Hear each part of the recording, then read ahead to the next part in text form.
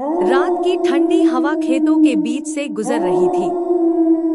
चांद आधा था, लेकिन उसकी हल्की सी रोशनी भी उस गांव के अंधेरे को चीर नहीं पा रही थी। गांव छोटा था, कच्ची गलियों और टूटी छप्पर वाली झोपड़ियों का। इसी गांव के एक कोने में रहती थी रुकैया, 20 साल की, दुबली तली, आंखों में एक अजीब सी थकान और चुप्पी, जैसे जिंदगी की मार ने उसके बचपन का सारा शोर छीन लिया हो। उसके माँ बाप खेतों में मजदूरी करते करते थक चुके थे। घर में हमेशा पैसों की तंगी, टूटी दीवारें और खाली बर्तन। रुकैया का सपना था कि एक दिन उसके पास भी इतना होगा कि उसे किसी से उधार न मांगना पड़े। लेकिन सपनों और हकीकत के बीच की दूरी गांव की मिट्टी में और गहरी थी। एक रात जब पूरा गांव सो चुका था, रुकैया घर के पास वाले पुराने कुएं पर पानी भरने गई। कुआं सुनसान जगह था। गांव में मशहूर था कि वहां 1000 साल पुराना जिन्न रहता है, जो कभी कभी अपना साया दिखा देता है। लोग डर से वहां अंधेरा होने के बाद नहीं जाते थे। पर उस रात रुकैया मजबूर थी। घर में पानी खत्म और सुबह तक इंतजार करने का मतलब था कि माँ बाप को गुस्सा सहना पड़ेगा।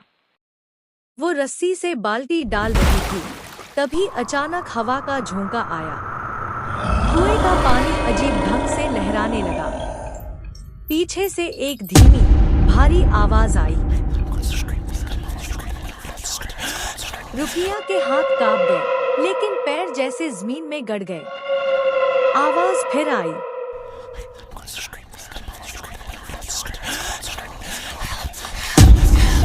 उसने धीरे धीरे पीछे मुड़कर देखा।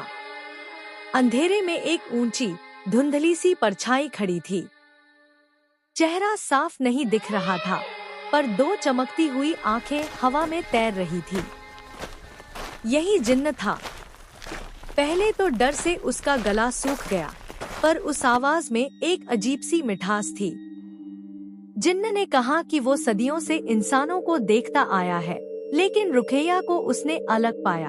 उस रात कुएं के पास खड़े होकर उसकी और जिन्न की पहली बात हुई। अमीरी बढ़ती गई, लेकिन जिन्न की मौजूदगी भी अब रुकैया की जिंदगी में गहरी होने लगी। वो सपनों में भी आता, उसके कान में अजीब बातें फुसफुसाता। कई बार रुकैया महसूस करती कि घर के कोनों में परछाइयां हिल रही हैं। एक रात जिन्न ने कहा, रुकैया, अब वक्त आ गया है तेरे वादे को निभाने का। वो कांप गई। कौन सा वादा? जब मैं बुलाऊं, तू बिना सवाल किए मेरे पास आएगी। चांदनी रात थी, लेकिन आकाश बादलों से ढका हुआ था। कुएं से काली धुंध उठ रही थी। जिन्न की आवाज पहले से कहीं ज्यादा भारी थी। नीचे उतर आ, रुकैया। आज मैं तुझे अपने असली जहां दिखाऊं।